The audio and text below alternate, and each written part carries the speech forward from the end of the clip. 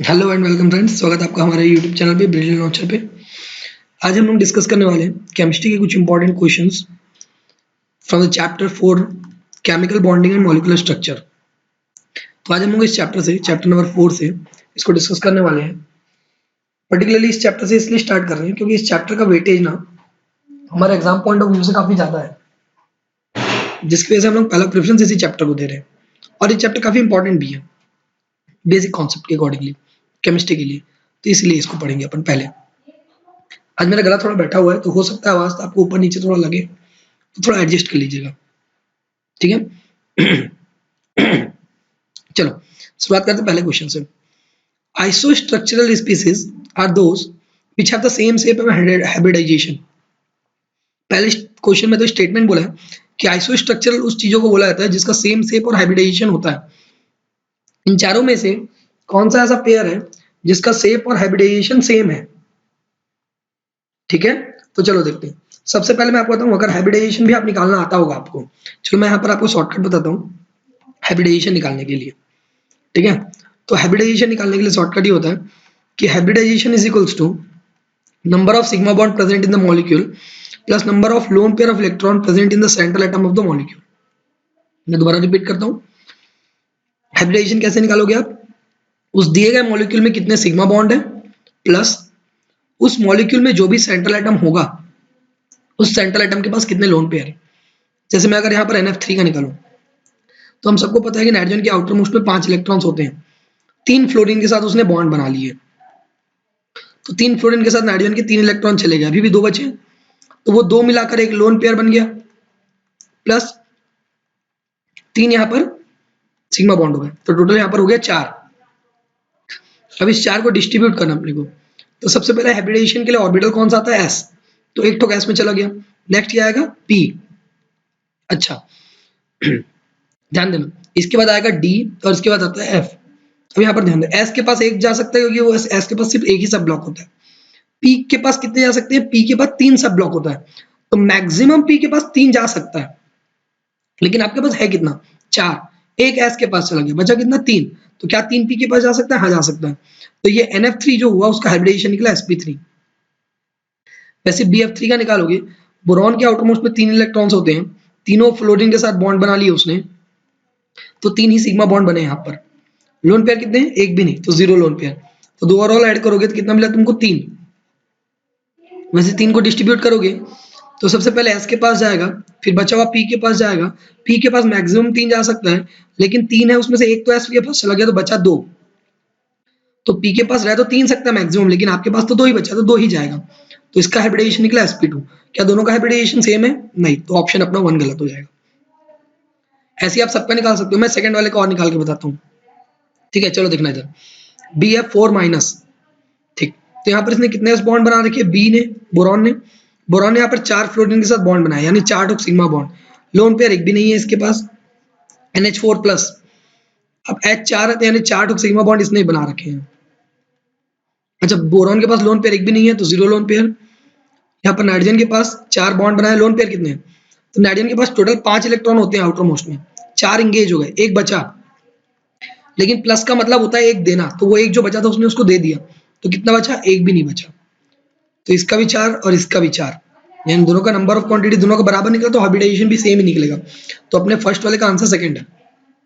बाकी वैसे ही आप थर्ड और फोर्थ का भी कर सकते हो, ठीक है। और अगर किसी को डाउट हो तो डेफिनेटली कमेंट सेक्शन में कमेंट कर लीजिएगा, या मेरा व्हाट्सअप नंबर दिया रहेगा लिंक में नीचे डिस्क्रिप्शन में, और लिंक भी दिया रहेगा चैनल में, उसमें भी आप मेरे को क्वेश्चन क्वेरी कर सकते हो, या आप कमेंट सेक्शन में कमेंट भी कर सकते हो कि आपको नहीं समझ में आया तो मैं वहां पर बता दूंगा, ठीक है।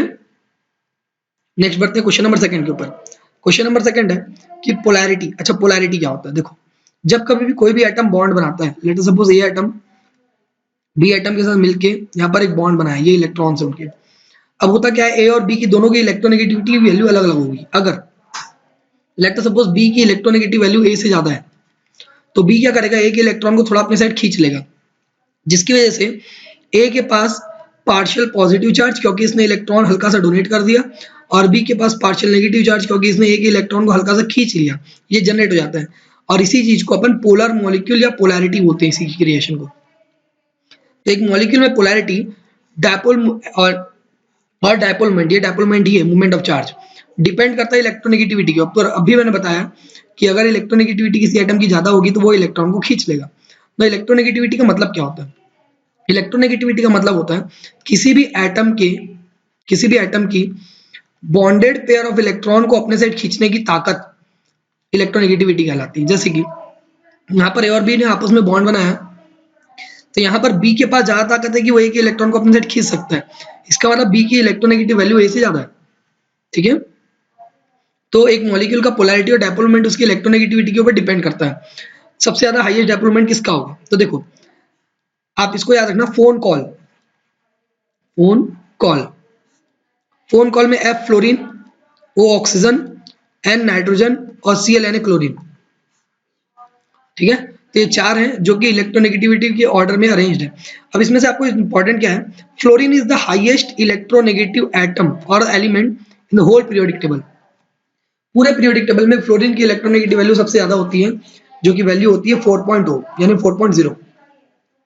नेक्स्ट हाईएस्ट होता है ऑक्सीजन का, ऑक्सीजन की वैल्यू अप्रोक्सीमेटली होती है 3.5। नेक्स्ट होता है नाइट्रोजन का, जिसकी अप्रोक्सीमेटली वैल्यू होती है 3.2 और 3.3 के बीच की। Similarly for chlorine. अब इसमें आपको चेक करना है कि सबसे ज्यादा किसका डायपोलमेंट होगा। तो भैया फ्लोरीन तो कहीं दिया नहीं है, ऑक्सीजन दिया गया, जहां जहां ऑक्सीजन दिया वो सबसे ज्यादा हाईएस्ट होगा। इथिन, तो आयोडीन तो ऐसे ही एलिमिनेट हो गया। नेक्स्ट, अब इनके शेप के ऊपर डिपेंड करते हैं। CO2 का स्ट्रक्चर बनता है CO2। ये लीनियर होने की वजह से ऑक्सीजन की इलेक्ट्रोनेगेटिविटी वैल्यू ज्यादा है, तो ये ऑक्सीजन क्लोरीन के इलेक्ट्रॉन को राइट साइड खींचेगा और ये ऑक्सीजन क्लोरीन के इलेक्ट्रॉन को लेफ्ट साइड खींचेगा, जिसकी वजह से इसका डायपोलमेंट नेट क्या हो जाएगा, 0, क्योंकि रिजल्टेंट नहीं निकल पाएगा ना, ये इधर खींचेगा ये इधर खींचेगा, गया कहाँ? तो कहीं नहीं। पानी, पानी का हमको पता है बैंड शेप होता है। यहाँ पर हाइड्रोजन के इलेक्ट्रॉन को ऑक्सीजन अपने साइड खींचेगा, दोनों रिजल्टेंट ऊपर की तरफ निकलेगा, तो यहाँ पर डायपोलमेंट हो सकता है। नेक्स्ट, सिमिलरली फॉर SO2, इसका भी डायपोलमेंट कम हो जाएगा बिकॉज ऑफ रिपल्शन। ठीक है, रिपल्शन किसके बीच में? एटम के बीच में नहीं, रिपल्शन इनके आपस के इलेक्ट्रॉन के डायरेक्शन के बीच में। जैसे यहाँ पर इलेक्ट्रॉन इधर इधर खिंचा रहा है, वैसे SO2 में भी होगा। Next, question number 3, the types of hybrid orbital in NO2 plus, NO3 minus, NH4 plus. मैं इसको लिख दूं क्लियरली, तो ये एक्चुअल में NO2 नीचे है और प्लस ऊपर है, ये NO3 माइनस ऐसा होगा और ये NH4 प्लस ऐसा होगा। अब सबका हाइब्रिडाइजेशन निकालना है आपको। सिंपल सा लॉजिक है, पहले तो आप एक का निकाल लो। किसके एक का निकालोगे? तो दिमाग लगाना, मैं आपको एक चीज बताता हूँ। पहले ऑप्शन को देखो, पहले ऑप्शन में 2 जगह sp दिया है, दूसरे ऑप्शन में 2 जगह sp3 दिया है, तीसरे ऑप्शन में 1 जगह 2 जगह sp3 दिया अगेन। ठीक है, तो चलो, मतलब ये यहाँ पर ये शॉर्टकट काम नहीं आने वाला, नहीं तो शॉर्टकट ये था कि पहले आप ये चेक करो कि चारों ऑप्शन में से तीनों के कौन से ऐसे वैल्यू जो सब जगह अलग दी हुई है, लेकिन ऐसा है नहीं, तो सबका निकालना पड़ेगा अपने को, 2 का तो एटलीस्ट निकालना ही पड़ेगा। चलो पहले NO2 को प्लस का निकालते हैं। अगर आपको NO2 प्लस का स्ट्रक्चर चाहिए तो ये कुछ इस टाइप से बनेगा। एक बात हमेशा याद रखना, जो एटम नॉर्मली जितने बॉन्ड बना सकता है, जैसे लेट सपोज ऑक्सीजन नॉर्मली कितने बॉन्ड बना सकता है? 2। अगर उसने 2 बॉन्ड बनाया तब तो ठीक है, बल्ले बल्ले। लेकिन अगर उसने कम बॉन्ड बनाया है, 2 से कम 1 बनाया, तो यहाँ पर ऑक्सीजन के ऊपर माइनस चार्ज लगेगा। और अगर ऑक्सीजन ने 2 से ज्यादा यानी 3 बना लिया, तो उसके ऊपर प्लस चार्ज लगेगा। ये बात याद रखना। कोई भी एटम जितने नॉर्मल बॉन्ड बनाता है वैलेंसी के अकॉर्डिंगली, अगर उसने बनाया तो ठीक है, कम बनाया तो माइनस चार्ज और ज्यादा बनाया तो प्लस चार्ज। यहाँ पर नाइट्रोजन कॉमनली 3 बॉन्ड बना सकता है लेकिन वैलेंसी के अकॉर्डिंगली, लेकिन यहाँ पर बनाया इसने 4 है, इसलिए यहाँ पर प्लस चार्ज लग गया। वैसे ही NO3 माइनस का अगर आप स्ट्रक्चर बनाओगे तो कुछ स्टेप्स बनेगा।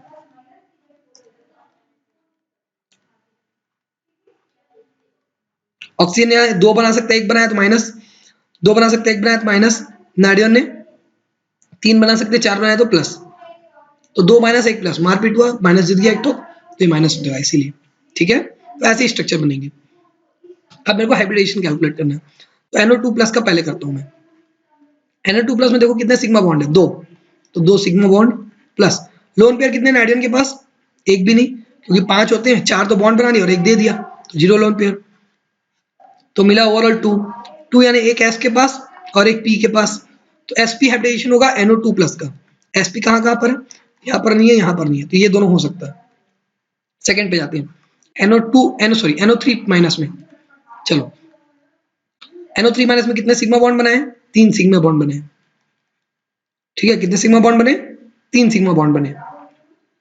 अच्छा, और लोन पेयर ऑफ इलेक्ट्रॉन कितने हैं यहाँ पर? Loan pair of electron hydrogen के पास तो एक भी नहीं है, क्योंकि 5 के 4 बना चुका है, तो 0 लोन पेयर। 3 का हो गया तुम्हारा sp2। नेक्स्ट NH4 प्लस का बनाते हैं, कितने बनाए इसने? 4 बॉन्ड बनाए हैं, तो 4 सिग्मा, और लोन पेयर ऑब्वियसली एक भी नहीं है, तो 0 लोन पेयर। एडअप करने से 4 यानी निकला S और P3 यानी sp3। ये sp2, sp2 और sp3, sp2 और sp3, ये सेकंड वाले का सेकंड ऑप्शन है। ठीक है, next question number 4।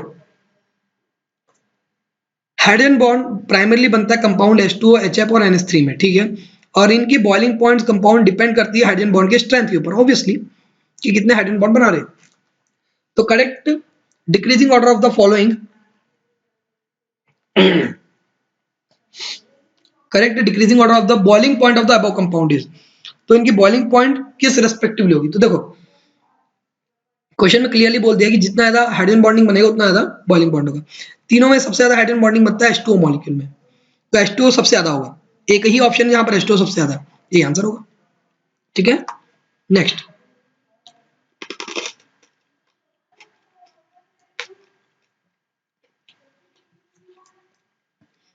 PO4 minus 3, ये ऐसा लिखा है एक्चुअल में, PO4 माइनस 3। ठीक है, ये आया है। अब इसमें फॉर्मल चार्ज PO के बीच में का कितना होगा? तो PO4 माइनस 3 का पहले स्ट्रक्चर बना दूं मैं आपको। फॉस्फोरस का आउटर मोस्ट कितने इलेक्ट्रॉन्स होते हैं? 5। फॉस्फोरस मैक्सिमम 5 बॉन्ड बना सकता है, तो ये 5 बॉन्ड बना लिया। अब यहाँ पर पूछा P सिंगल बॉन्ड हो के बीच में फॉर्मल चार्ज कितना है? P सिंगल बॉन्ड हो, देखो तीनों P सिंगल बॉन्ड हो में सेम ही फॉर्मल चार्ज है, कौन सा? -1 का, तो आंसर -1 होगा। ठीक है, नेक्स्ट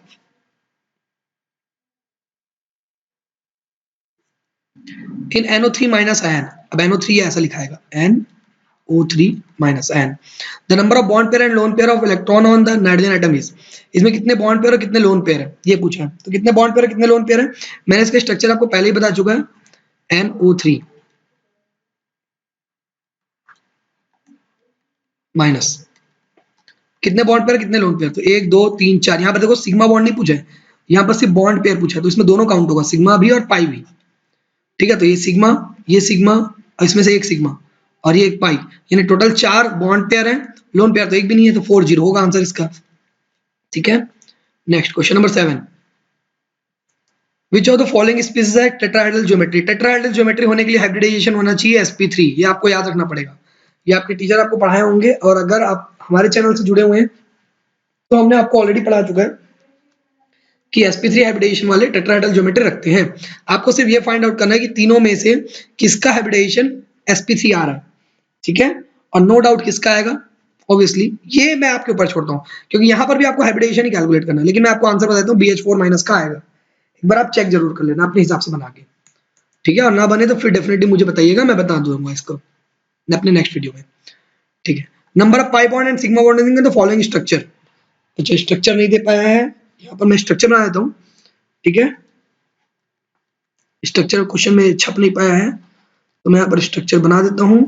इस स्ट्रक्चर में आपको सिर्फ ये बताना है कि इस स्ट्रक्चर में कितने सिग्मा बॉन्ड और कितने पाई बॉन्ड हैं। ये स्ट्रक्चर, इसमें कितने सिग्मा बॉन्ड कितने पाई बॉन्ड है।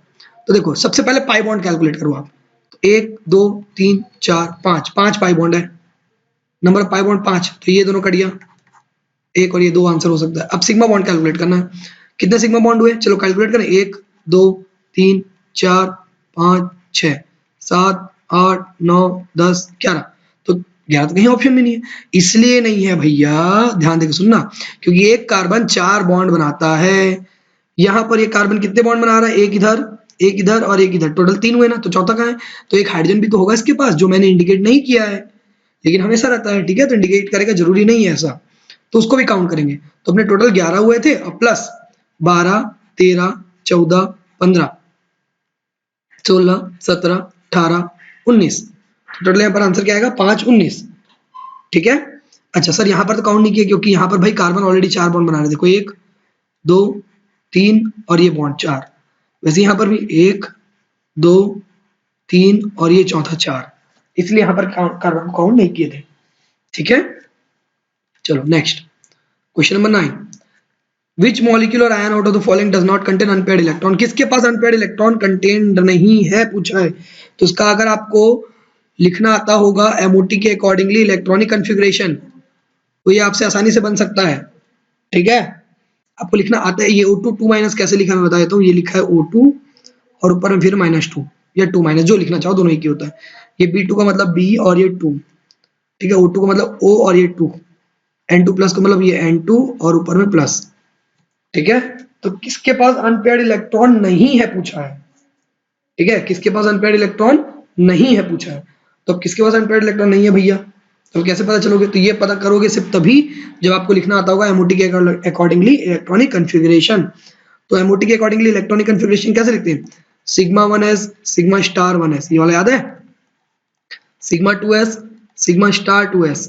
अब यहाँ पर ध्यान देना, ये जो एनर्जी लेवल का सीक्वेंस होगा, अगर ऑक्सीजन एटम से छोटा है, यानी नाइट्रोजन और नाइट्रोजन से पहले तक के एटम्स के लिए क्या होगा, सिग्मा स्टार 2s के बाद आता है पाई 2px equals to pi 2py, फिर आता है सिग्मा 2pz और फिर आएगा pi star 2px equals to pi star 2py, फिर आएगा तुम्हारा सिग्मा स्टार 2pz।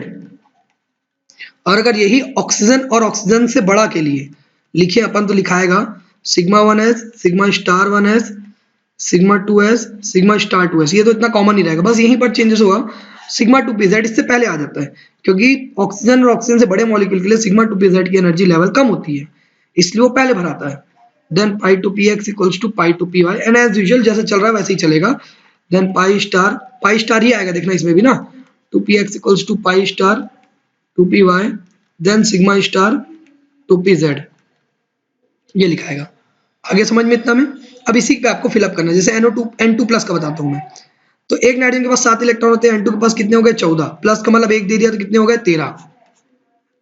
ठीक है, -1 कर दिए, तो 13 इलेक्ट्रॉन है, फिलअप करना है। तो चलो करते हैं। इस वाले में जाएगा 2 2 4, हर एक में 2 2 आएगा, 2 6 2 8 1 9 1 10 1 11 1 12 और 1 13। तो यहाँ पर तो एक अनपेयर्ड बच गया, डज नॉट कंटेन अनपेयर्ड पूछा, तो ये तो नहीं होगा।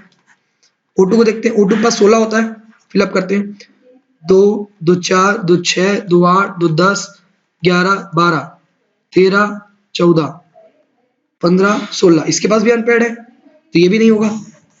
O2 2 माइनस यानी 2 एक्स्ट्रा और मिल गए इसको, माइनस का मतलब रिसीव कर लिया, 2 रिसीव किया, तो एक यहाँ जुड़ जाएगा और एक यहाँ जुड़ जाएगा, तो 2 एक्स्ट्रा और जुड़ गए। ठीक है, तो 2 एक्स्ट्रा और जुड़ने की वजह से क्या हो जाएंगे, इसके लोन पेयर ऑफ इलेक्ट्रॉन्स जो पहले थे वहां पर अनपेयर्ड थे एक्चुअल में, वो अनपेयर्ड इलेक्ट्रॉन वहां से हट गया और अब वहां पर क्या आ गया, पेयर्ड हो गया। तो यही अपना ऑप्शन होगा, क्योंकि इसी में अनपेयर्ड इलेक्ट्रॉन नहीं है।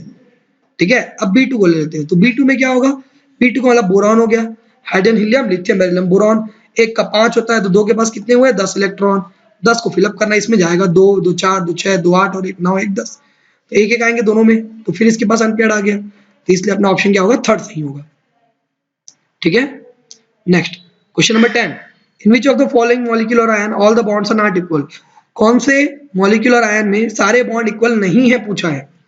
ठीक है, सारे बॉन्ड का बॉन्ड लेंथ नहीं, सारे बॉन्ड इक्वल नहीं है पूछा है बस।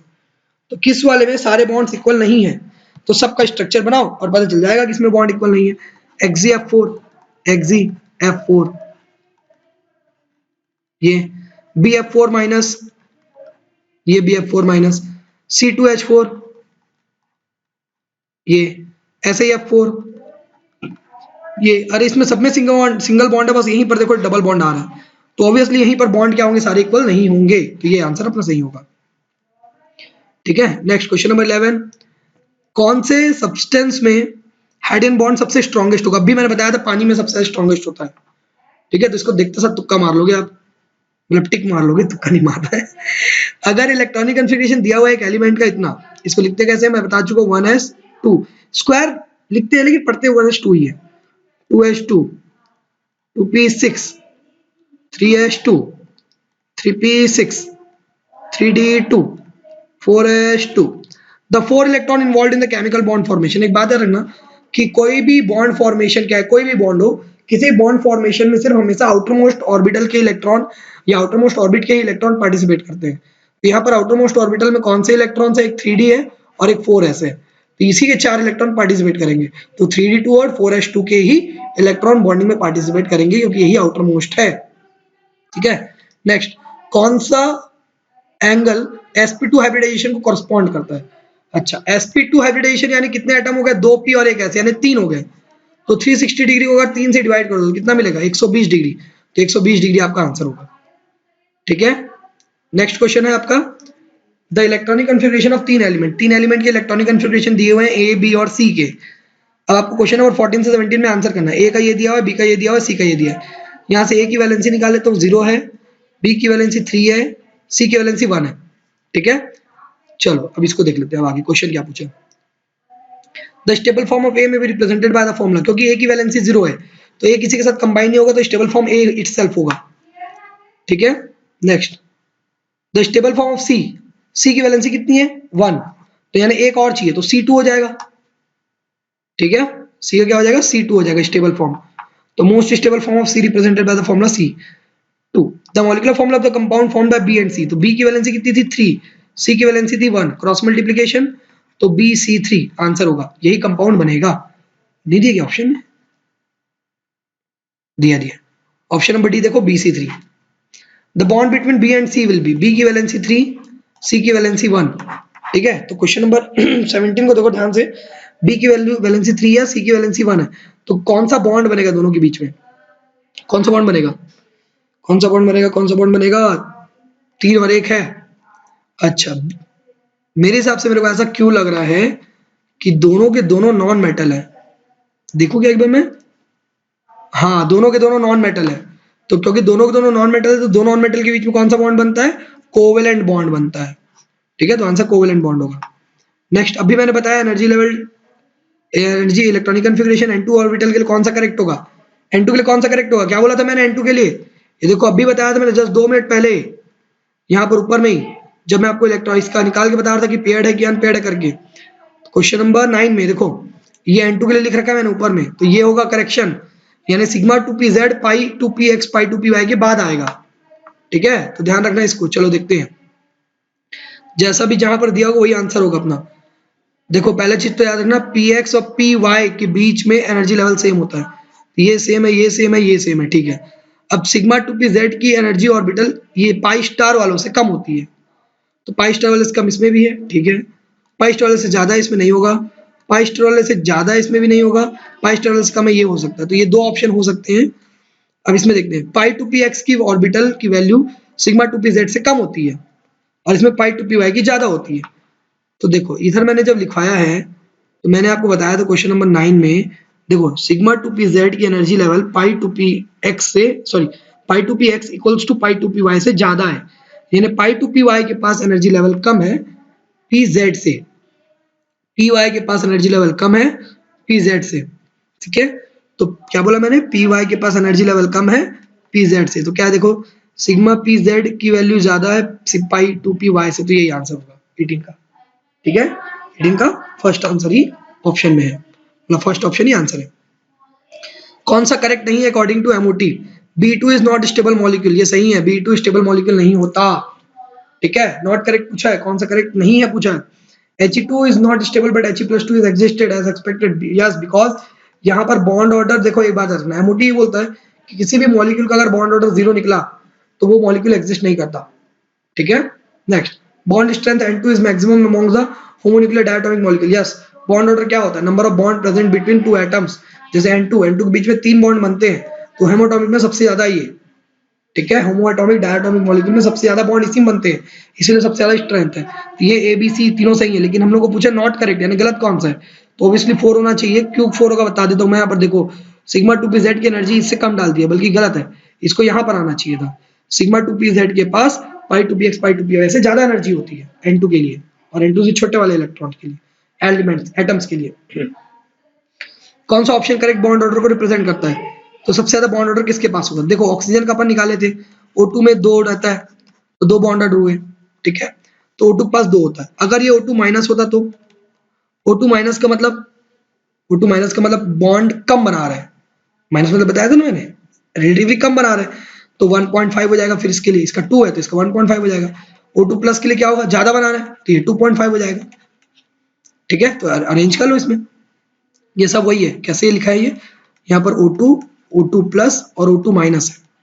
तो सबसे ज्यादा बॉन्ड ऑर्डर किसके पास है, O2 प्लस के पास, तो O2 प्लस सबसे ज्यादा रहेगा, देन O2 रहेगा एंड देन O2 माइनस रहेगा।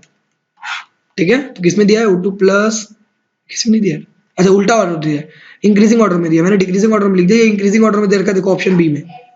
ठीक है, तो ऑप्शन बी सही है अपना। Next, electronic configuration of outermost shell of the most electronegative element.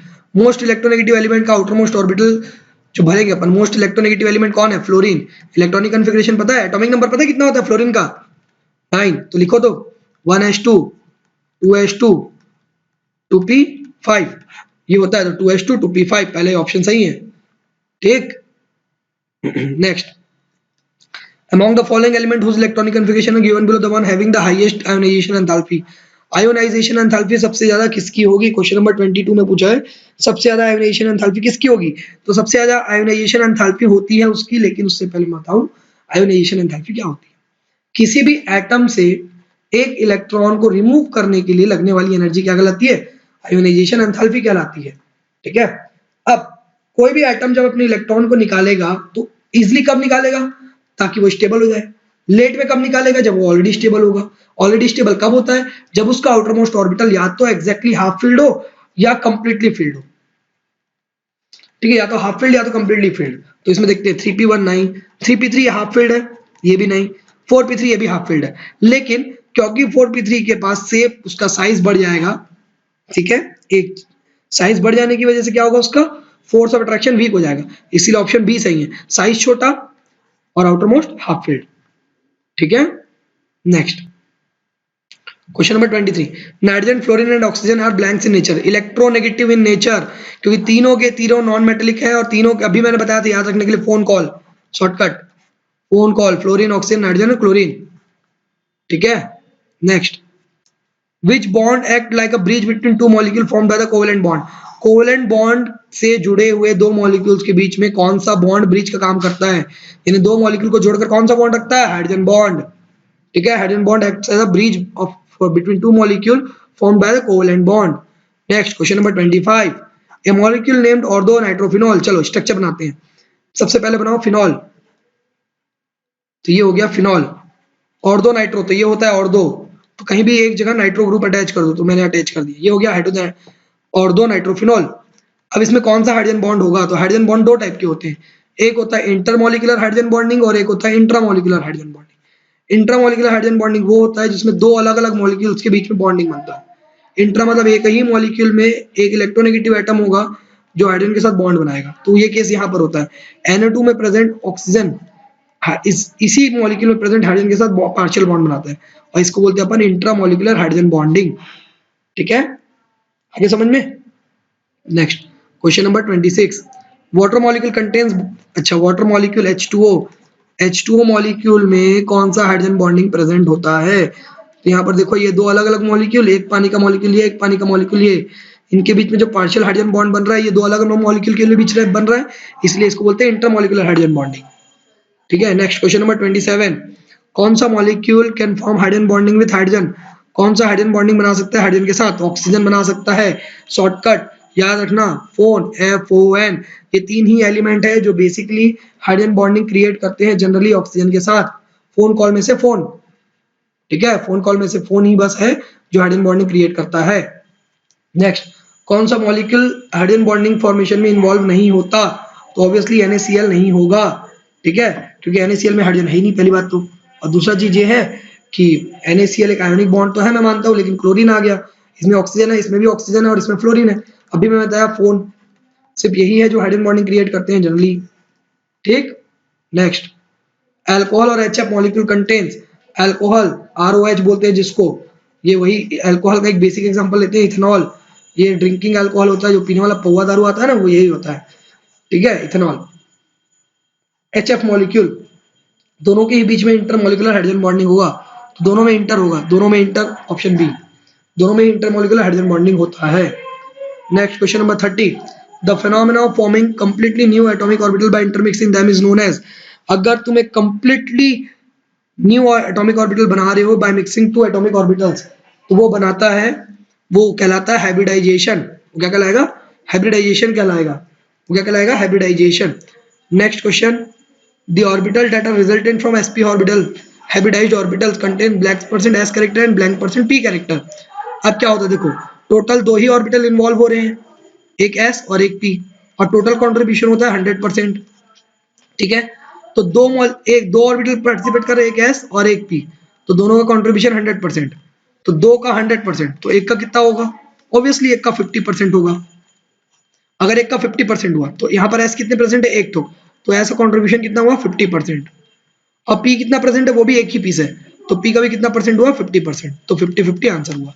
Similarly अगर यहाँ पर sp2 दिया होता तो एक एस होता, और पी कितने? दो, तो टोटल हो गए 3। तो 3 का 100%, तो एक का कितना होगा? एक का कितना होगा? 100/3, यानी 33.33%। तो यहाँ पर ऐसा करेक्टर हो जाएगा 33.33%, क्योंकि एस एक ही प्रेजेंट है, लेकिन पी तो यहाँ पर दो प्रेजेंट है। तो एक का 33.33, तो दो का कितना हो जाएगा? 66.66%। ठीक है, 66.66। तो इसका आंसर हुआ सी। वैसे ही sp3 जो क्वेश्चन नंबर 33 है, वो आप लोग खुद से बनाओगे। इसका आंसर आप लोग मुझे कमेंट सेक्शन में कमेंट करके बताइएगा कि इसका आंसर क्या आ रहा है करके।